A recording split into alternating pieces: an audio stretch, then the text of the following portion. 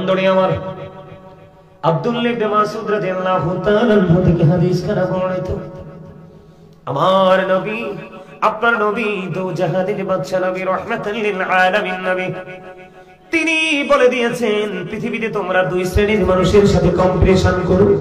ইয়া রাসূলুল্লাহ, ইয়া হাবিবাল্লাহ, নবী গো, ও প্রাণের নবী, দুই ধরনের মানুষের সাথে কম্পিটিশন করব ইয়া রাসূলুল্লাহ। ওই দুই ধরনের মানুষগুলো কে গো?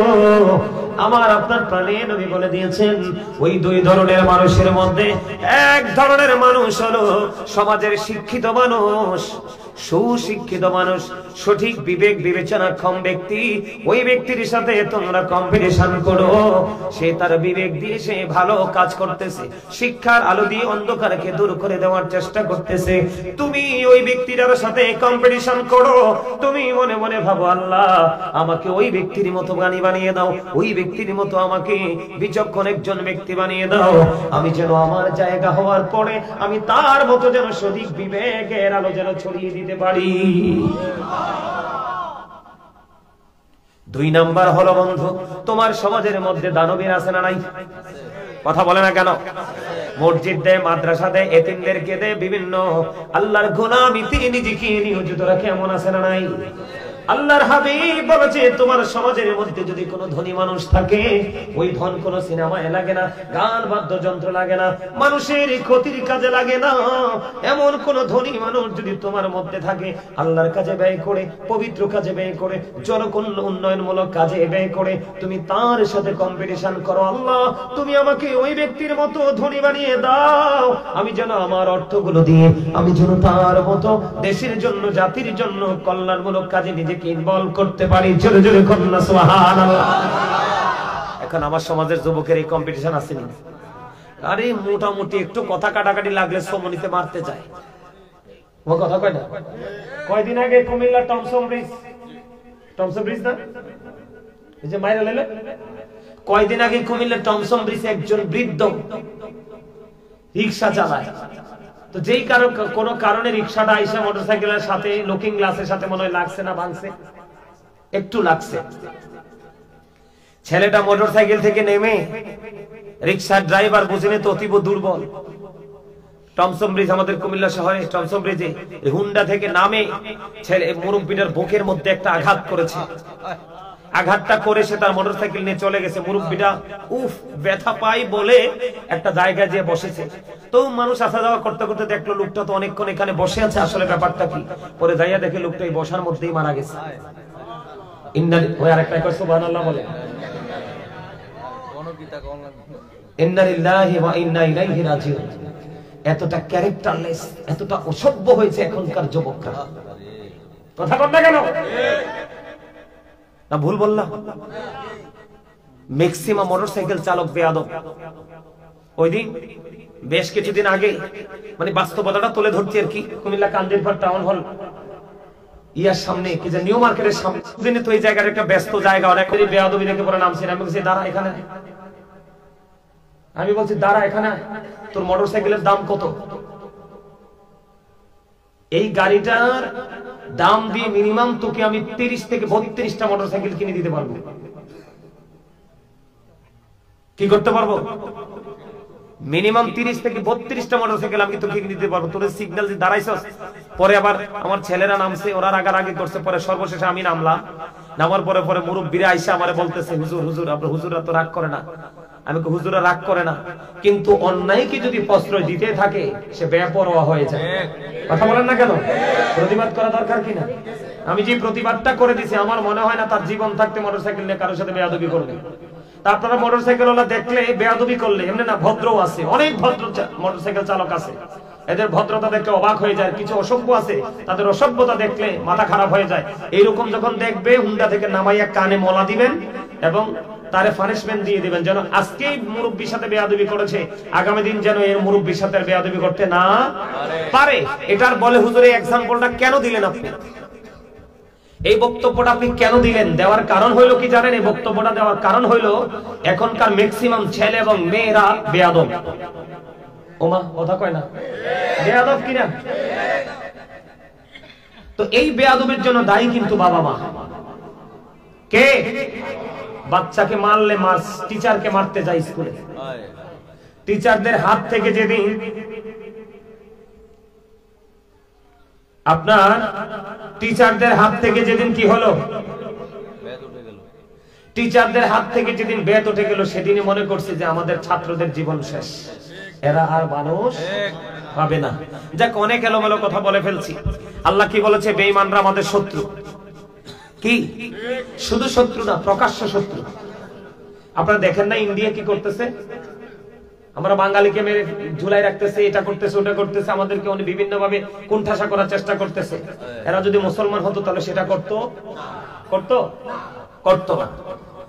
এখন আমি আপনাদেরকে বলে যাই, বাবা বা ছেলেদের গার্জিয়ান যারা আছেন অথবা বুদ্ধিমান যুবক ভাইরা তোমরা এখানে যারা আছো, তোমাদেরকে আমি বলে যাই, আগামী দিন থেকে তোমরা বিবেক খাটিয়ে চলাফেরা করবে। এই যে মোবাইলটার মধ্যে 24 ঘন্টা তোমরা বসে থাকো, এটার মধ্যে তো মুসলমানের কিচ্ছু নাই। এটার মধ্যে তো মুসলমানের কিচ্ছু নাই, এটার মধ্যে সব আছে বেঈমান কাফেরের সংস্কৃতি। এখন তোমরা এটার মধ্যে ঢুইকা থাকতে থাকতে থাকতে থাকতে থাকতে থাকতে তোমরা নামাজের কথা বলে গেছো, জিকিরের কথা বলে গেছো, দুরূদের কথা বলে গেছো, বাবা মার ভালোবাসার কথা বলে গেছো, সামাজিক বন্ধনের কথা বলে গেছো। সর্বোপরি একটা কথা, নবীর যে আদর্শ, সেই আদর্শ থেকে তোমরা অনেক দূরে চলে গেছো। তাহলে তোমরা কেমন করে নিজেকে মুসলমান দাবি করো? কেমন করে নিজেকে মুসলিম দাবি করো? তোমরা নামের মুসলমান, জন্মগতভাবে মুসলমানের ঘরে জন্ম হয়েছে, তোমরা মুসলমান, কিন্তু সংস্কৃতি তোমাদের বেঈমান কাফেরদের। কি আমি তোমাদেরকে একটা বিশাল সুন্দর একটা আলোচনা নিয়েছি। এই রে, মাফলার ফ্যাশন না, মাথায় টুপি নাই, মনু মুই কিন্তু দাঁড়া হরামু কি হর, তোমার কি হইলে মনু? তোমার মন খারাপ হইলে তো বাড়ি চলে যাও, যাইয়া এককালে চা খাইয়া বিরিয়ানি খাইয়া তারপরে মুরদারি চলে আইও। আরে এটি হাসে হতো না, এটা হার্ট অ্যাটাক করে মরবো তো।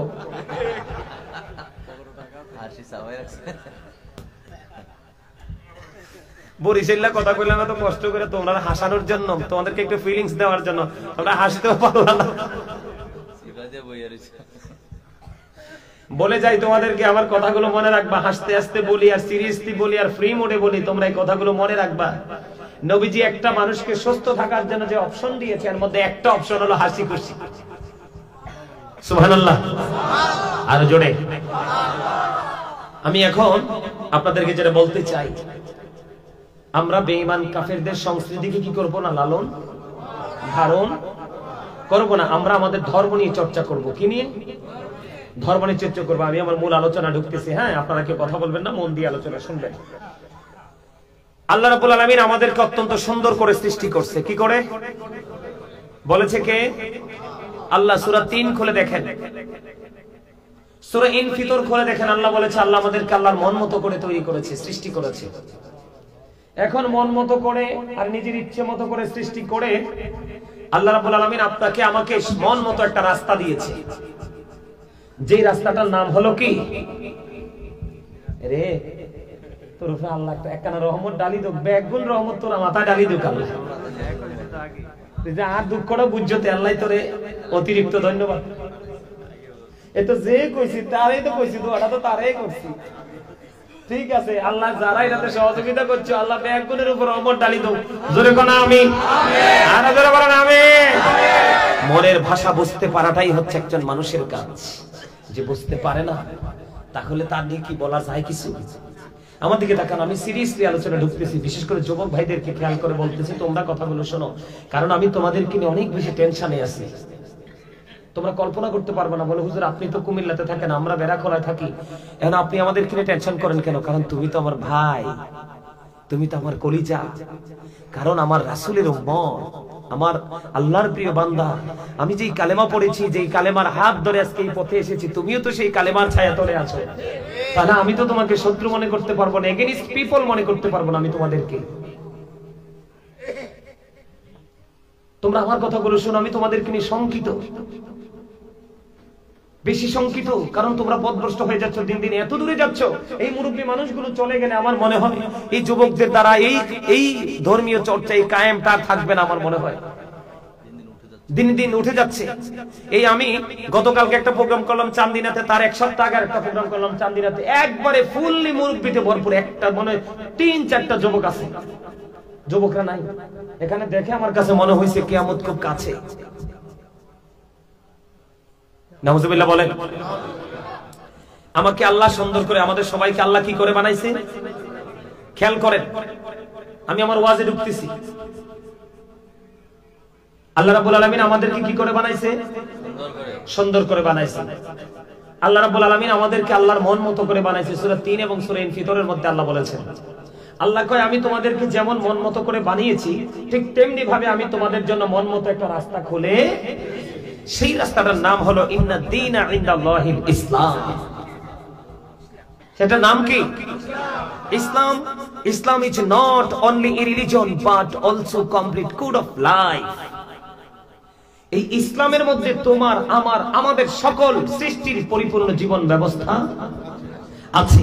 এখন তুমি পরিপূর্ণ জীবন ব্যবস্থার জন্য তো একজন শিক্ষক লাগবে। কে লাগবে?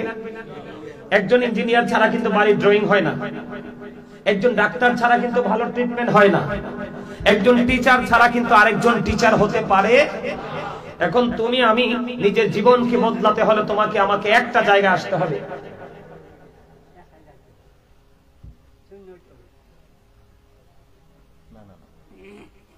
মনু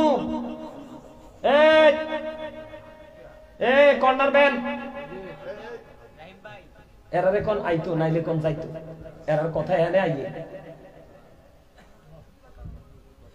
আমার কথাগুলো আপনার ধারাবাহিকতা খেয়াল করেন। যুবকরা কি আমার কথা রাগ হইছে? রাগ হইলে তো ক্ষতি তোমার, আমার না। কারণ এতগুলো কথা যে বলছি আমার সময় চলে গেছে, এতক্ষণ আমার ওয়াজ অর্ধেক শেষ করে ফেলতাম, ঠিক না? এতগুলো কথা বলছি তোমাদের হেদায়েতের জন্য, বোঝার জন্য।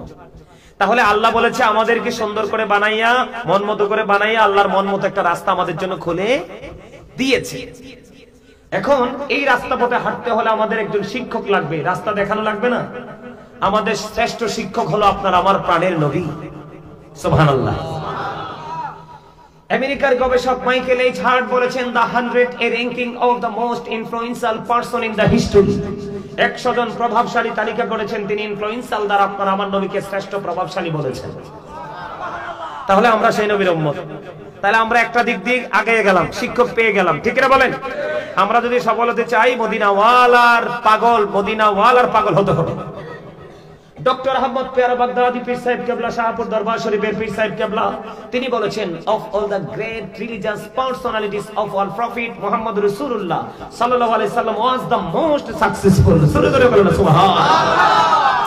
আপনার আমার প্রাণের নবী, পৃথিবীতে যতগুলো নবী রাসূল এসেছে সকল নবী রাসূলের মধ্যে রাজনীতি থেকে ইমামতি থেকে রাজনীতি, প্রত্যেকটা জায়গায় আপনার আমার নবী সফল, most successful, all the best. জোরে কোন ঠিক কিনা? আমরা সেই নবীর উম্মত। সুবহানাল্লাহ বলেন না? এখন ওই নবীর আমরা পাগল হব। পাগল হওয়ার পরে আমাদেরকে কি করতে হবে? দুটো অপশন মাথায় রেখে চলতে হবে, দুনিয়ার জন্য আখিরাতের জন্য। কয়টা অপশন? দুটো রাস্তা। আল্লাহ বলেছেন, Allah is all in all, follow his law and light for eternal success. আপনাকে দুটো অপশন নিতে হবে, ল এন্ড লাইট। কি ল এন্ড? ল হলো আল্লাহর কোরআন, লাইট হলো নবী নূর। সুবহানাল্লাহ বলেন আরো জোরে।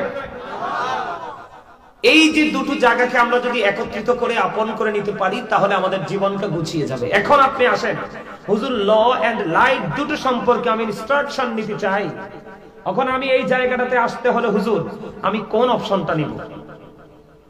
কোন অপশনটা নিব আমি দেখাই। আজকে খুতবা থেকে আমাদের কুমিল্লা আলিয়া মাদ্রাসার যে আরবি প্রভাষক মুহাদ্দিস হযরত মাওলানা গোলাম মুস্তাফা শাহ রাহমাতুল্লাহি আলাইহি, ওনার কিতাব থেকে আমি ছোট্ট একটা হাদিস আপনাদের কাছে পড়ে শোনাচ্ছি, তারপরে আমি এক্সাম্পল স্বরূপ আমার মূল আলোচনায় ঢুকছি। আমি এটা না দেখে বলতে পারতাম, কিন্তু আমি আপনাদেরকে একটু পড়ে শোনাই, তাহলে আপনাদের মধ্যে কোনো সন্দেহ। বিসমিল্লাহির রাহমানির রহিম। আল্লাহু আকবার। ওমর খোদা মুইন কি হরি কও তো কোরআন তেলাওয়াত এত সুন্দর করে বিসমিল্লাহ শরীফ পড়লাম, তুমি আল্লাহু আকবার কইতে আল্লাহ। আল্লাহু আকবার তো জিকির। আল্লাহ কইছে remember me then I will remember you. আমি তোমারে জবান দিছি আমার জিকির করার জন্য, আল্লাহ জিকির করলে কি হইব? আল্লাহ কয় remember me then I will remember you. তোমরা আমাকে স্মরণ করো, আমি তোমাকে স্মরণ করব। ফাযকুরুনি আযকুরুকুম। তো তুমি সুবহানাল্লাহ বলো, আলহামদুলিল্লাহ বলো, আল্লাহু আকবার বলো, লা ইলাহা ইল্লাল্লাহ বলো, এগুলো সব জিকির। আর আজকের জন্য জান্নাতের মেহমানদের জন্য যার রুহের খাবার। সুবহানাল্লাহ বলো না কেন? আর বিসমিল্লাহ বলছি, তুমি বিসমিল্লাহ সময় আল্লাহু আকবার বলেন নাই কেন মিয়া ভাই? যেই ব্যক্তি পবিত্র কাজের আগে প্রত্যেকদিন প্রত্যেকটা কাজের আগে বিসমিল্লাহ শরীফ তেলাওয়াত করবে, কাল হাসর হবে অত্যন্ত ভয়ঙ্কর। এই ভয়ঙ্কর হাসরের দিনে আমার নবী বলেছেন, তোমার কোনো ভয় নেই, টেনশন নেই। জাহান্নামীরা পানির তৃষ্ণা লাগবে, জাহান্নামীদেরকে উত্তপ্ত গরম পানি খাওয়া মাথায় দেওয়া হবে, পেটের মধ্যে ঢুকবে, সবকিছু মোমের মতো গলে গলে বের হতে থাকবে, দুই রানের মধ্যখান দিয়ে চিৎকার হাহাকার তার 4-5 বাড়ি হয়ে যাবে, কিন্তু সেদিন তার কোনো সাহায্যকারী থাকবে না। কিন্তু তুমি যদি বিসমিল্লাহর প্রেমিক হও, জান্নাতি হও, নবীজি বলেছে তোমার জন্য 4টা বিসমিল্লাহ শরীফ তেলাওয়াত করলে 4টা নদী, একটা পানির নদী, একটা দুধের নদী, একটা শরবতের নদী, একটা মধুর নদী, 4টা তোমার জন্য বরাদ্দ থাকবে।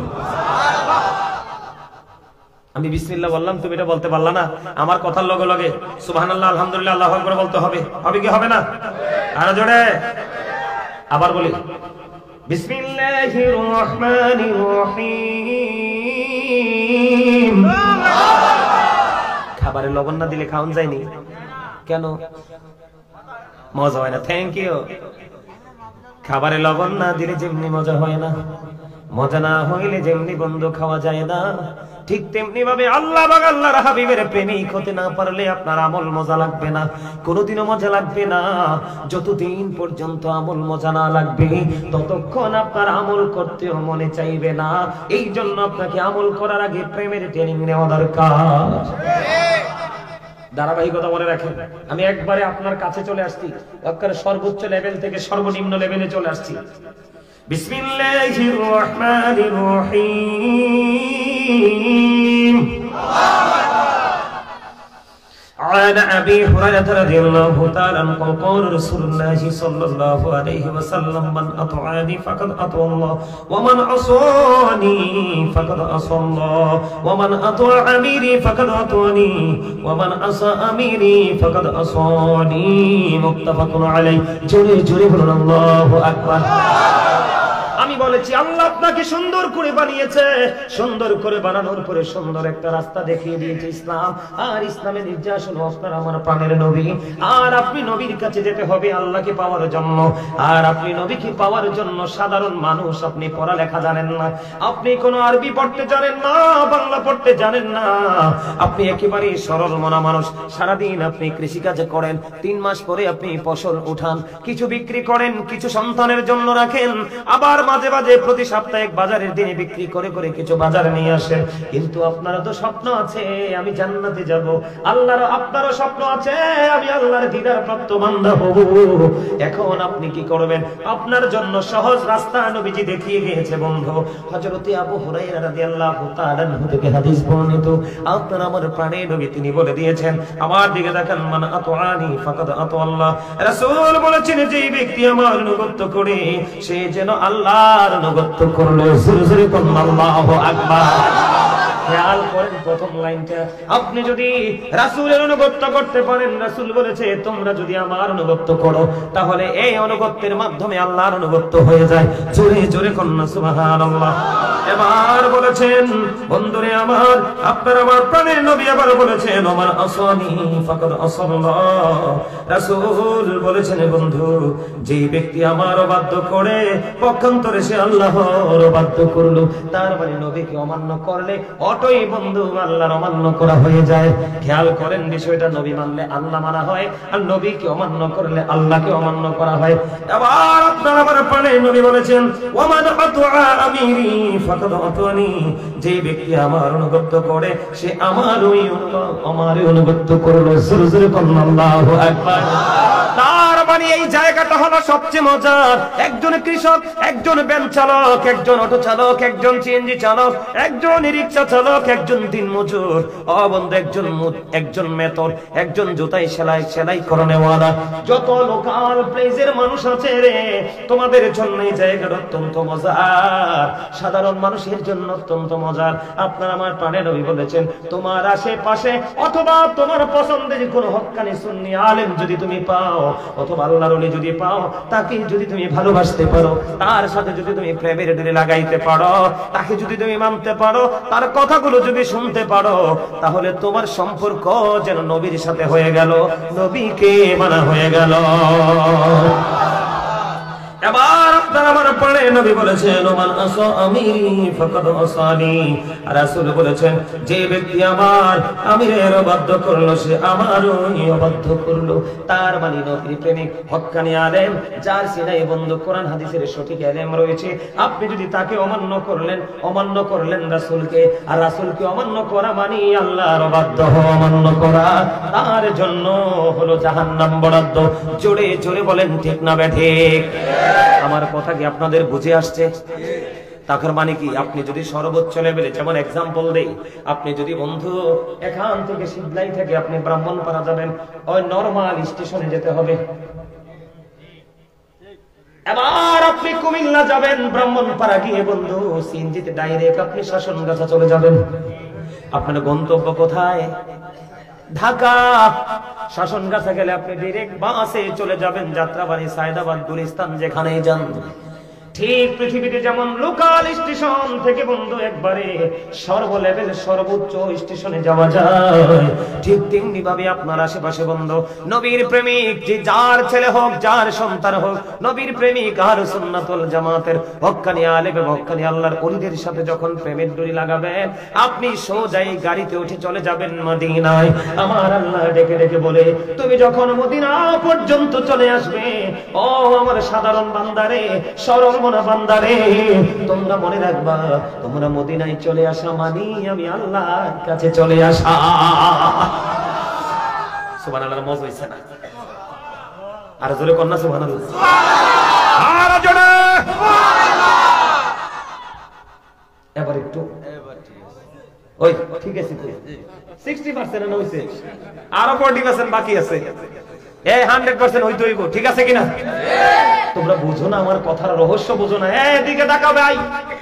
নবীজি বলে দিয়েছে হাদিস শরীফের মাধ্যমে, জিকির করার জন্য কেউ আল্লাহর দিকে 1 বিঘা হাইট চাইলে নবী কয়, আল্লাহ নবীকে ডাক দিয়ে বলে, হাবিব আপনি জানাইয়া দেন আমি আমার ওই বান্দার দিকে 1 গজ পরিমাণ আগাই আসি। আল্লাহ ডাক দিয়া কয়, হাবিব এখানেই হবে না, আমার জিকির করার জন্য আমার যে বান্দাগুলো আমার দিকে হাত পরিমাণে এগিয়ে আসে, হাবিব আপনি জানিয়ে দেন আমি আমার এই বান্দার দিকে 2 হাত পরিমাণে এগিয়ে আসি। আপনি আল্লাহরে কত আপন করে পাইতে চান, আল্লাহ তার আগে আপনার আপন হয়ে যায়। আজকে একটা মজার ওয়াজ নিয়েছি, ওয়াজটার মধ্যে ঢুকতাম। এই কারণে আমি আপনাকে উপর থেকে একবারে ইমাম সাহেব পর্যন্ত নিয়ে আইছি। এটা বোঝার সহজ রাস্তা না? কোরআন এবং হাদিস থেকে বুঝাইলাম, বুঝেন নাই আপনারা? তাহলে হক্কানি আলেমকে ভালোবাসলে নবীর ভালোবাসা হয়ে যায়, হক্কানি আলেমের সামনে মজলিসে বসলে নবীর মজলিসে বসা হয়ে যায়। এটা কার কথা? সুবহানাল্লাহ বলেন না? তাহলে আপনারা সাধারণ মানুষের কোনো লস আছে না? আলেমকে ভালোবাসলে, আলেমদেরকে পেট ভরাইয়া খাওয়াই দিলে প্রেম না, একটা পাঞ্জাবি কিনে দিলেই প্রেম না। প্রেম হইলো ওইটা, আমার হুজুর যা বলে আমি তাই মানি, আমার হুজুর যেটা বলে না আমি সেটা করব, এটার নাম হলো প্রকৃত প্রেম। নাইলে মদিনা পর্যন্ত যেতে পারবেন। আর মদিনার যদি আপনি খবর না পান, তাহলে আপনি আল্লাহর খবর কোনোদিনও পাবেন? ওই মরার পরে চলে যেতে হবে জাহান্নামে। বন্ধুরে আমার, প্রেমের খবর আমি আপনাদেরকে শোনাই, আমার আলোচনায় আমি ঢুকতে চাই। পৃথিবীর বুকে 2টি সম্প্রদায়ের মধ্যে বন্ধু বিয়ের বন্ধনে আবদ্ধ হওয়ার সুযোগ আছে। কয়টা? একটা হলো মানুষ, আর একটা হলো জিন। মানুষের সাথে মানুষের বিয়ে, জিনের সাথে জিনের বিয়ে হয়, কিন্তু কোন মানুষের সাথে বন্ধু জিনের বিয়ে হারাম। এটা বৈধ নয়। কেন কেন বৈধ নয়? কারণ হলো মানুষ হলো আশরাফুল মাখলুকাত, আল্লাহ মানুষকে সবচেয়ে সুন্দর করে বানাইছে। জোরে জোরে কন্যা সুবহানাল্লাহ। আল্লাহ বলে, রেখে রেখে বান্দা, পৃথিবী তোমাদের কাছে সুন্দর, পৃথিবীর গুরুত্বপূর্ণ দর্শন করার মতো জায়গাগুলো তোমাদের কাছে সুন্দর, কিন্তু বান্দা তোমরা মনে রেখো আমি আল্লাহর কাছে তোমাদের চাইতে সুন্দর আর কিছুই না। কারণ আমি আমার বান্দাগুলোর জন্য এই পৃথিবীর সকল কিছু সৃষ্টি করেছি। জোরে জোরে কন্যা সুবহানাল্লাহ। বন্ধু, মানুষের বিয়ের ঘটক মানুষ হবে, বন্ধু জিনের বিয়ের ঘটক কোন নবীর বিয়ের ঘটক যদি পাখি হয়, এবার বোঝেন এই ঘটকালির মধ্যে কত প্রেম লুকায়িত, এই ঘটকালির মধ্যে কত নিবিড় প্রেমের বন্ধন জড়িত। ও বন্ধু, আমি আজকে বলছি সুলাইমান আলাইহিস সালাম এবং রানী বিলকিসের প্রেমের খবর। সারা জীবন আপনারা আমার প্রাণের নবীকে নিয়ে কথা বলছি। আমাদের নবী সর্বোচ্চ মর্যাদার আসনে সমাসীন। আমার নবীকে কাল হাসরের ময়দানে আল্লাহ রাব্বুল আলামিন মাকামে মাহমুদে স্থান দিবে। জোরে জোরে সুবহানাল্লাহ, আরো জোরে বলেন না সুবহানাল্লাহ। সর্বোচ্চ মর্যাদার অধিকারী হলো আপনার আমার প্রাণের নবী। কিন্তু বন্ধু, আমরা সেই নবীর উম্মত হয়ে নবীকে মানতে পারি না। সেই শ্রেষ্ঠ নবীর উম্মত, যেই নবীর সুপারিশে আমরা জান্নাতের স্বপ্ন দেখি, আল্লাহ পর্যন্ত যাওয়ার স্বপ্ন দেখি, আমরা সেই নবীকে মুখে বলে ভালোবাসি, কিন্তু সেই নবীর পরিপূর্ণ আদর্শকে আমরা ধারণ লালন করতে পারি না। আমরা কখনোই বন্ধু সুন্নি হতে পারি না। একদিকে আমি বন্ধু আমার দিকে তাকান, এই আলোচনা থেকে একদিকে আপনি শত্রুর সাথে কিভাবে বন্ধন করা যায় এটার শিক্ষা নিতে পারবেন, আরেকদিকে বন্ধু জটিল সমস্যার সমাধান সহজে কেমন করে করা যায় এটার শিক্ষা নিতে পারবেন। আরেকদিকে বন্ধু নবীর প্রতি ওই জামানার পশু পাখি কীট পতঙ্গ গুলো হযরত সুলাইমান আলাইহিস সালামের প্রতি কত কৃতজ্ঞ ছিল, ওনার কত অনুগত ছিল। এই পশু পাখি কীট পতঙ্গ গুলো ওনার কথাগুলো পোকামাকড় পর্যন্ত শুনেছে, কিন্তু আমরা নবীর উম্মত আশরাফুল মাখলুক কোথায় শুনতে পারি না। বন্ধু,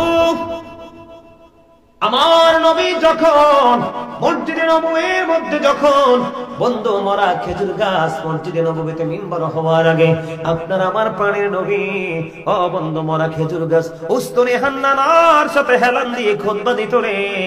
ওই মরা খেজুর গাছ উস্তুনে হান্নানার এত গভীর প্রেম ছিল আপনার আমার প্রাণের নবীর প্রতি। যেদিন মসজিদে নববীর মধ্যে মিম্বার হয়ে গেল, সেদিন নবীজি যখন উস্তুনে হান্নানাকে ছেড়ে মসজিদে নববীর মিম্বরে দাঁড়িয়ে যখন খুতবা দিতে শুরু করলো, উপস্থিত সাহাবায়ে কেরাম বন্দী উপস্থিত ছিল। সেই দিন নবীর বিরহ সইতে পারলো না। ওই মরা খেজুর গাছ উস্তুনে হান্নানা নবীর বিরহে বন্ধু ক্রন্দন করেছিল। আমার নবী ওই মরা খেজুর গাছের ভাষা বুঝেছিল যে উস্তুনে হান্নানা তুমি কেন কাঁদো আমি জানি রে, তুমি আমি নবীর বিরহ সইতে পারছো না। জোরে জোরে কন্যা সুবহানাল্লাহ। ঠিক উস্তুনে হান্নানা মরা খেজুর গাছ আপনার আমার প্রাণের নবীকে যেমন করে ভালোবাসতো বন্ধু, আমার হযরত সুলাইমান আলাইহিস সালাম এমন একজন নবী ছিল রে, তিনি তৎকালীন সময়ে মানুষ, জিন, পরী, দৈত্য, দানব, পশু পাখি, কীট পতঙ্গ এবং বাতাস পর্যন্ত ওনার কথা মতো চলতো। জোরে জোরে সুবহানাল্লাহ। পৃথিবীর বুকে এমন ইতিহাস কোথাও নাই, কোন গাড়ি তেল ছাড়া, মোবিল ছাড়া, ড্রাইভার ছাড়া চলে রে। হযরত সুলাইমান আলাইহিস সালামের সিংহাসনটা তেল, মোবিল, ড্রাইভার ছাড়া চলতো, বায়ু নিয়ে বেড়াতো। জোরে জোরে সুবহানাল্লাহ। আমি আপনাদেরকে বলি বন্ধু, আবারও বলছি, হযরত সুলাইমান আলাইহিস সালাম গন্তব্যের উদ্দেশ্যে রওনা হলেন তোনার এই কুদরতি সিংহাসন নিয়ে, যেটা তেল লাগে না, যেটা কোনো মোবিল লাগে না, যেটা কোনো ড্রাইভার লাগে না, চলতেছে আল্লাহর নবীর সিংহাসন দেখে